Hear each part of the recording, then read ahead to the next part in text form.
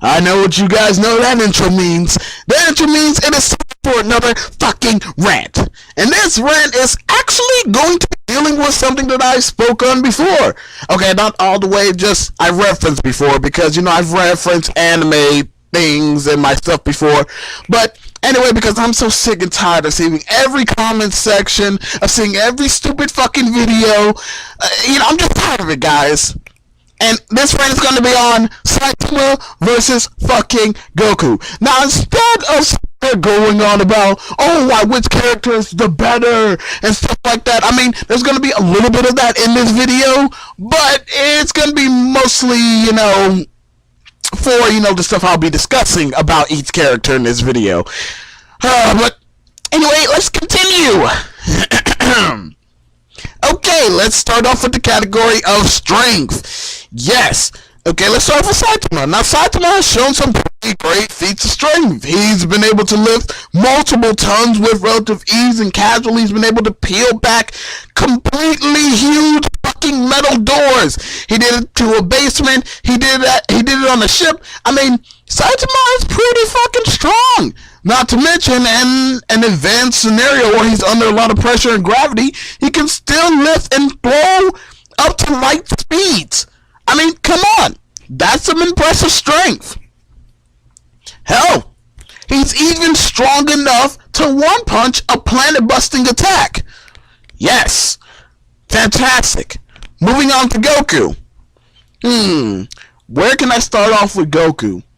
You know what? I'll start you off from a more recent side of Goku, when he became a god. And you can look at the manga, or you can look at DBZ Super. Both are canon. Let me say that again. Both are canon. They're just a slight variation on the same stuff. No one has since ever said, not even the creator himself, has said that either one is not canon. It just depends on which one that you choose to follow. You could also use both, which is what I'll be doing here. I'll be using both stuff from the manga and the anime, which is all canon, by the way. So, thank you. And if you don't know what canon means, it's not that stuff that was used back in the olden days to, blast holes through thing. It's a term of referencing stuff that is reality, stuff that you can call real for a certain type of fictional series. Stuff that when you do these type of debates and stuff, you are allowed to use because it's actually something that is proven and said to be able to be done by the characters. Now, let's go to his fight with Beerus when he became a god. Now, Goku, after 3 punches, was able to mimic Beerus's universal busting attack.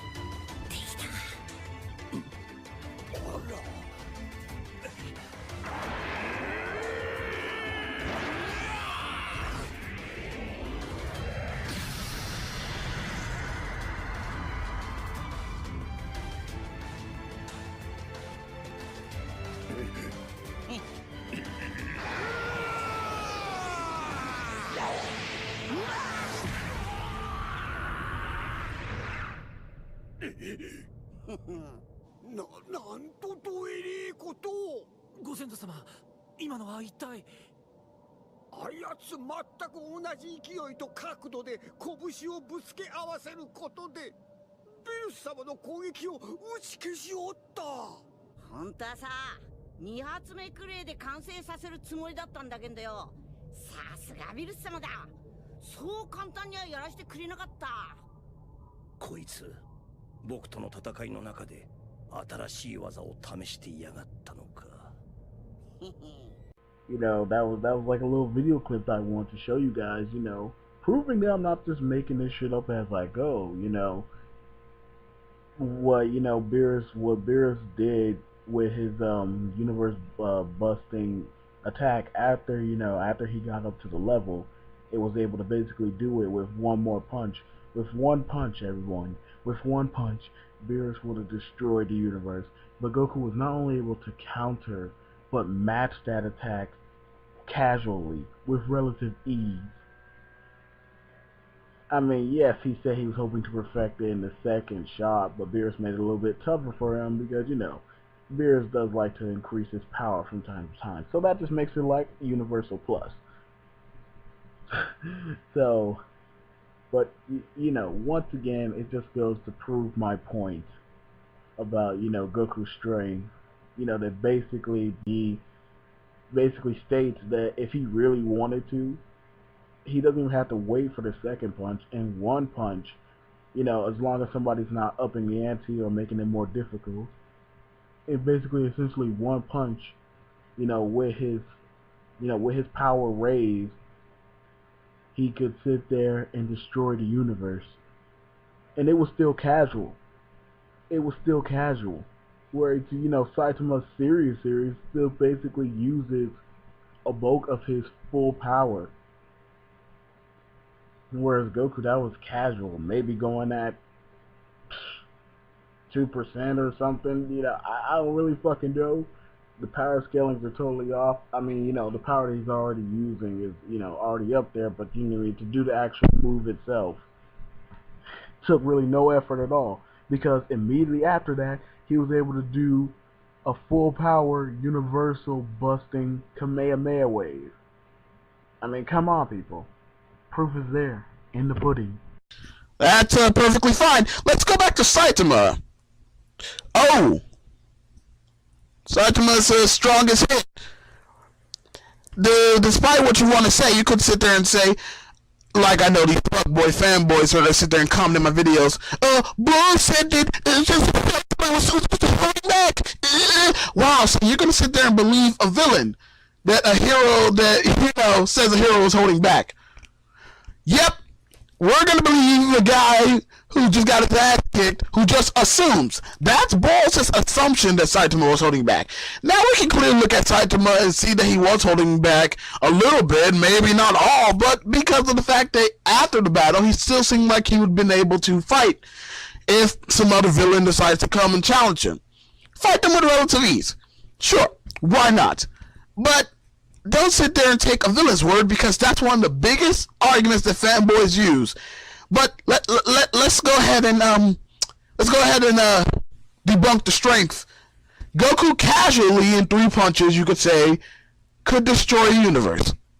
Saitama using actual power, and not to mention a significant amount of power, since it took his serious series, which we know are among his most powerful moves, to destroy a planet-busting attack. Relatively with ease, sure. But it took power. Whereas with Goku, he casually did that, laughed it off, and then continued to fight with Beerus. And even after that, was able to do another universal attack with his universal Kamehameha wave. Yeah, so, let's see the category of strength. That goes to Goku. Now, before I continue, I want to explain the parody trope. The fact that Saitama is a parody character, because that's another argument that fanboys like to use a lot. How can I break this out to you? Goku still wins. Wait, how does Goku still win? Because, as shown in the fucking anime, canon by the way, shown in the manga too, I mean, either one you want to use. I mean, it took Saitama a whole bunch of punches to take down Boros. Now here you guys go again. Boros said that he was holding back. I'm sorry, but that doesn't have jack shit to do what Saitama as a parody character can do. Saitama as a parody character is supposed to have the tropes of a parody character. meaning that they cannot lose. There's no challenge they can't overcome. There's no threat they can't beat. There's no problem that they cannot solve. Saitama, when he punched Boros, as his parody hacks would require of him, which is able to one-punch anything, as soon as he punched Boros, Boros should not have gotten up from that punch. Even if Saitama was holding back everything, he hit Boros that one time, Boros should have died. He didn't, did he?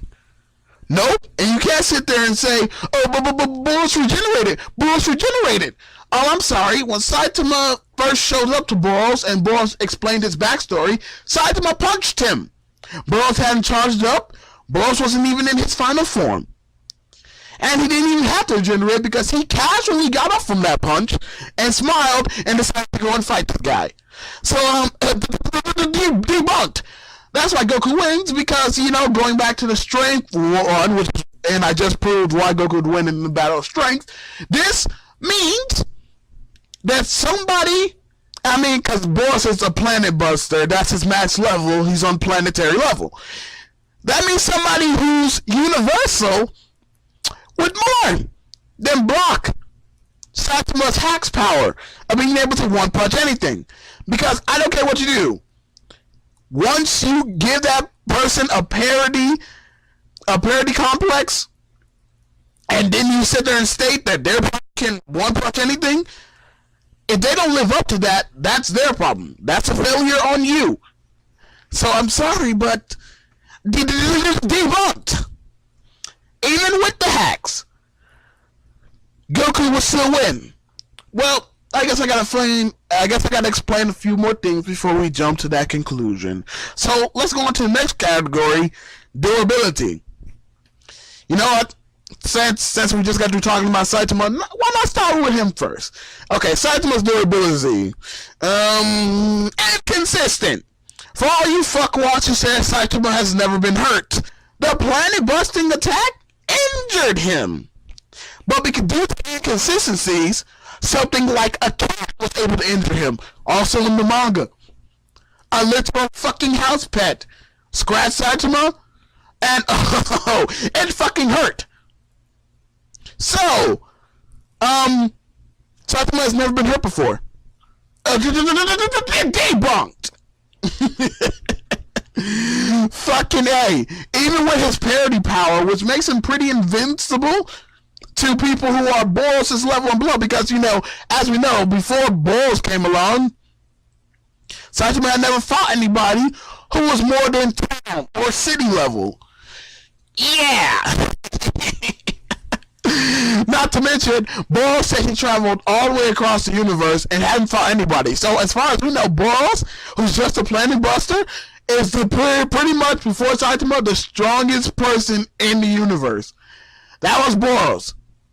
Which would mean, simply put, that there is nobody in Saitama's universe who is above planet-busting level. Until, you know, they write into where there is somebody above it. See, that's the cool thing about Saitama. Even though his parody hacks on its own fails, the thing is, he's still developing, he's still growing, and as a parody character, that is the only thing about him that's infinite. So basically, all the writers have to do is write in a universe buster, and then have Saitama one-punch him, and then, boom! It's all done. Then you can sit there and bring this argument back to Saitama's side. But right now, he's losing miserably.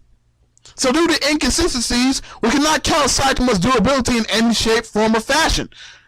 Even with his hacks. Now, let's go to Goku's durability. Oh wait, I know what the fanboys are going to try to use. Goku was hurt by a laser. Yeah, I'm sorry, but when was he hurt by that laser? Oh, wait. It was in that non-canon fucking movie. Now here go the fuckboys. He was also hit by the laser in Super. But wait, did Goku have black hair or blue hair? Yeah. Was Goku injured or not? Yes. I'm just saying, did he or did he not drop his guard when he had only his black hair? Now, I'm sorry, this is hurting my brain right now. Let me gather my thoughts real quick. let's go to the one that everybody likes to call, because nobody really watches Super like that, because clearly then they would know the difference. But let's go to the one that everybody uses, which is the movie one, where, you know, in first of all, let me explain how the God mode works. If Goku was in his God mode, that means full body, his body is also godly, he would have his red hair. Now, the blue form is God power infused with the Super Saiyan. So Goku still has his normal body, but he just has godly type power, you know, or God energy, that he's using to power his transformation and also all of his other attacks. So that's the difference between those two. So laser hitting him in fucking red mode, or whatever you want to call it, where he has red hair, it would have bounced off naturally due to his God body.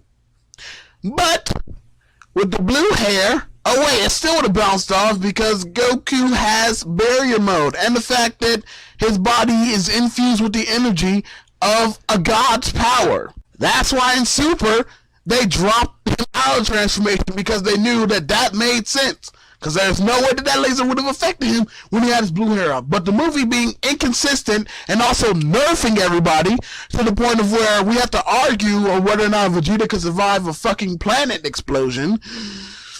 And I'll get back to that in a minute, because it's also part of this durability stuff. But the laser can fucking injure Goku. First of all, the movie is non-canon, which means it's just a part of that fictional movie universe in the Dragon Ball Z mythos. Just like every other movie in the Dragon Ball Z mythos. Revenge of Cooler, non-canon. Lord Slug, non-canon. World's Strongest, non-canon. Fucking Dead Zone, non-canon. Return of Cooler, non-canon. Cooler's Revenge, non-canon. Wrath of the Dragon, non-canon. All those movies are not canon to the actual series. So you cannot use any of them. Hell, even the one with Janemba, I mean, basically these are all what-if stories.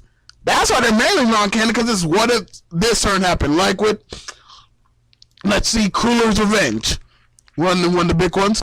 That's a what if that's a what if Frieza had a brother and he decided to get revenge of Goku. What would happen? It's also a what if Goku didn't go to Yardra and train for that year, which is why it took him the whole movie to become a Super Saiyan again. See? You can see the inconsistencies inside the movies themselves. I mean, sure, there was work done into them by the creators and, you know, stuff like that, but that doesn't make them canon. It's just something a little fun for you to ponder and for you to look at, for you to be like, yeah, that movie is awesome, or whatever you do. But anyway, all of them are non-canon. So you can't count Battle of Gods, which nerfs the hell out of it. Dragon Ball Super not only goes deeper into the mythos, but also showcases more logical scenarios when you have that kind of power. So get the fuck out of here. I'm sorry, but just get the fuck out of here. Goku's durability right now is universal. Tried and true. I'm sorry. Now, with him just using the God power, it may be a little bit lower. It may be a little bit lower.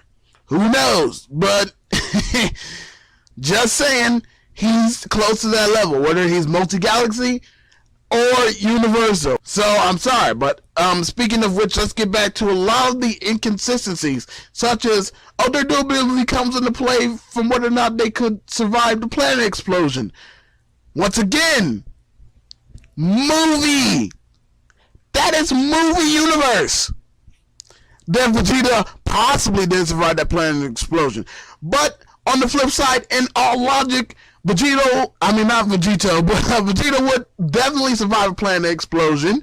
No doubt. It's just that he cannot breathe in space as a normal person. So when the planet exploded, he was launched through space, which clearly knocked the air out of him, and since he cannot breathe, boom, bam, turkey and ham. I mean, we already established that as a normal Super Saiyan, back in the Frieza saga, that they could survive planet explosions. It was never stated that Goku wouldn't have been able to survive the planet exploding when Planet Namek was going to explode. it was stated that he cannot breathe in space. Because I'm pretty sure somebody who's more durable and more powerful than Frieza, who survived multiple planet explosions when Planet blew up, he survived completely. The only injuries he had suffered were the ones that Goku had given him and the ones he gave himself. So, yeah, he completely survived, and he was dead to begin with. So, fuck you. Goku never would more than survive a planet explosion. At just a normal Super Saiyan, before we even get to the androids, before we even get to fucking Cell and them and Majin Buu. I mean, come the fuck on, people. Come the fuck on. But let's just go ahead and debunk this right now due to inconsistencies for Saitama's durability, basically working on his hacks, and also whenever he feels the need to be durable enough to stop something, I guess. I don't fucking know. It's just too inconsistent. Whereas with Goku, we can sit there and put him in the category of what he can and cannot take. Moving on. Next we have speed. Okay. Oh wow. I can't wait to debunk this one actually. Saitama's moon feat. Where he goes light speed pretty casually. Although he was serious because, it took some effort. And the fact that he can't breathe in space either. So that's all Goku has to do is fly him into space and just throw him and, he suffocate and die. His hacks clearly doesn't protect him from that, so fuck you. But he went light speed, right? Because, he got back from the moon to the earth and within, a fraction of 10 seconds. At least 10 seconds. We don't know. He could have been a little bit faster. Alright, that's good. Let's see. Where were Goku and them? Alright. Didn't Radix dodge a light speed special cannon of Piccolo? Oh, that's right, he did. And that has never been debunked. That has never been said to be untrue. As far as we know, Saitama moving at speed of light to get back from the moon to the earth was already surpassed by the time we got to Frieza. Hell, about the time we got to the Ginyu Force. Yeah. Wow. Because Radix alone was fast enough to dodge a light speed attack, meaning that his reaction time and also dodging speed is already at light speed. Piccolo then became stronger than him. So, yeah. Stronger and faster and all that good stuff. They did it. That's before we even get to Namek. Wow. Kinda makes you feel pretty stupid when the fact is, to even further debunk the speed test, who's faster, Saitama and Goku? Well, Saitama, sure, he can casually move at light speed, and if you're using his serious series, could probably move even 5 times faster than light? 10 times? Yeah, but, that's nothing compared to Goku, who can move at instantaneous speed! Not to mention he's faster than time. I'm sorry. I'm sorry. I was trying not to laugh, but I started to, and then I started choking on my spit. I know it sounds pretty fucking gross. But yeah, Goku can move at instant speed. Fuck you!